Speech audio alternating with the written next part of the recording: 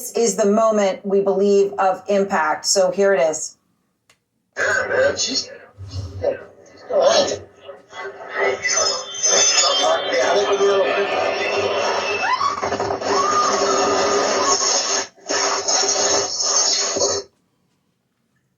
All right, let me see if we can re-rack that and play that again. And I want to give you all a chance to respond to it and a chance to look at that one more time. So it looks like someone doing a delivery, okay, getting out of a van. You're going to see that light. There we go. Watch it coming down.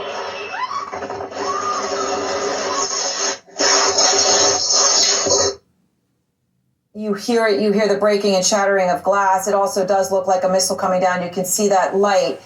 Can you tell me, Mary, what you see in that? That if you look at that bright light, that appears to be the plane. Okay, it's going to pop up here in just once. There you go, coming down, looking like a missile there, and then, yep. Yeah. I mean, it coming almost straight down. Pete's description of a lawn dart is very good because it's coming straight down. And the explosion, and I was looking up on flight radar. This plane was a very busy plane. It made about 2 to 3 flights every day, pretty long flights, so it most likely was loaded with a lot of fuel. Its destinations just today: Miami, Philadelphia, Springfield, a couple trips in and out of Philly, Port-au-Prince, Miami, Fort Lauderdale, Albuquerque, Fort Lauderdale, Mexico, Veracruz, Toluca. So it was a very busy plane, made about 3 flights a day. It would have had full fuel on board, and coming down with like a lawn dart with that full fuel on board, that explains so much of this explosion. But flight radar says it is registered to Jet Rescue Air Ambulance, but registered in Mexico. So I agree with Les, it's probably 2 pilots on board. All right, Jet Rescue and that Air would be Ambulance. the requirement in the U.S. I don't know Mexico.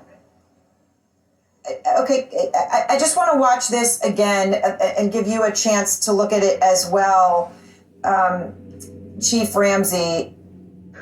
The explosion itself, the sound that you hear on the ground, when we are thinking about horrible unknown here.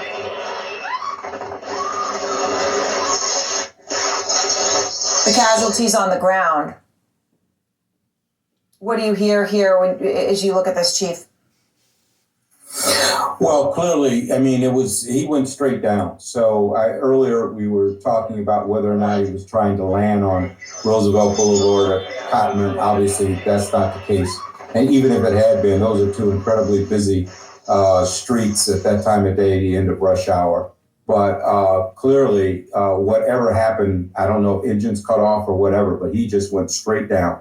I'm trying to find out now if he struck the mall or if he struck housing, what he actually struck. I haven't gotten back to the person I reached out to yet, just trying to get a sense for what took place. But I can tell you this, that area is very, very busy. The odds of not having on-ground casualties is very low.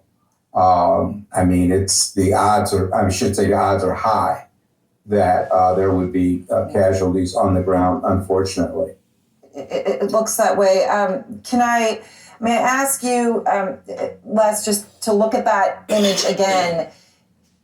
Obviously, the weather is bad. This is a ring cam, right? So we can only see what we can see. But when you see it, it is already on fire. It is coming down as if there had been sort of I don't use the word scientifically, but an explosion. I mean, that thing is already fully on fire and exploded as it's coming down.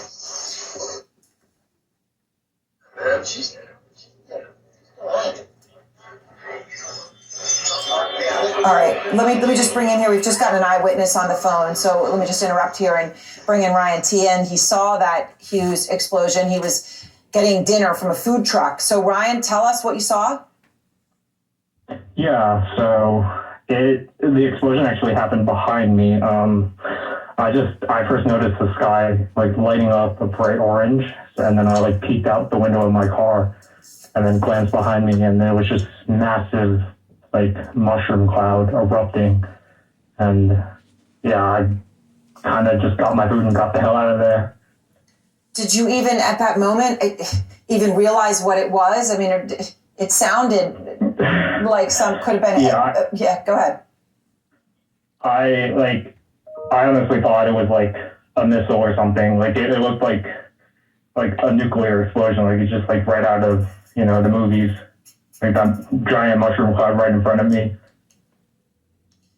Can you tell us, Ryan, from where you were standing and knowing the area, where it might have hit? I mean, we are just so uncertain now, and everybody obviously is truly realizing that there most likely are casualties here, in addition to the 2 individuals on the plane on the ground.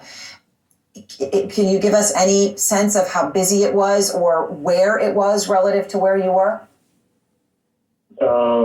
Yeah, so I was in the parking lot of the PC Richards and Sons, around 2420 Cotman, and it was, from what I could tell, it kind of hit around Bradford Street maybe, or like just right behind that area. Okay, well, I mean, Yeah. I mean, look, any of this is information at this point. It is just a complete unknown as everyone is trying to understand the scale of this horrible incident. Ryan, you did take a video while you were there. I'm just going to play it. You said we could share it, so I'll play it. Everyone can see it.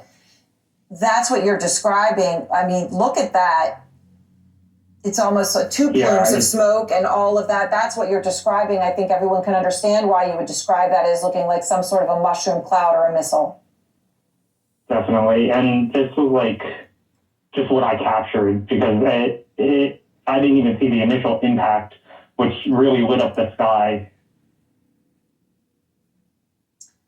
Mary, can I just bring you in here to this conversation with Ryan? When you look at his image, the video that he took of that actual explosion, which he describes as like a missile, that it seemed like a nuclear mushroom, and you see all of that debris coming illuminated behind it, it's obviously cloudy and wet there in the sky, but that two dual plumes in that initial moment of fire and smoke, what does that say to you? Right. It was fully loaded, and by looking at flight radar and its prior flights, they're fairly long distance flights, 1,200, 1,500 or longer flights, so that is a full load of fuel. And from the video of the plane coming down, I agree, it looks like it was coming straight down for one turn of the plane, and it was also spiraling down. But one turn of the plane, it almost looked like a small like explosion on board, maybe an uncontained engine failure or something like that. But then when it turns around, it could be just the plane's reflection. But clearly, absolutely loaded, and that would with fuel, and that would make sense given its flight history of fairly long distances and about 3 flights a day. So a workhorse plane, whatever it was doing, it flew a lot. It flew a lot. We don't know what it was doing. We don't know much about it. We know it was jet rescue air or of something of that nature, but 3 flights a day, obviously very significant. All right. Thank you all so very much as we are looking at this and these breaking details of this Lear business jet crash in Philadelphia, with no known sense right now as to how many people on the ground were killed. Let's hand it off now to Anderson.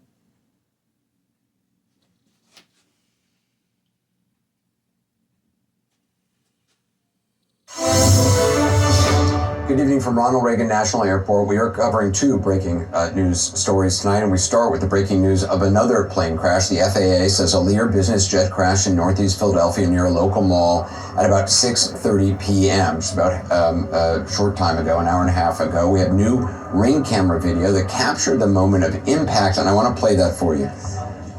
Yeah, man, she's all right.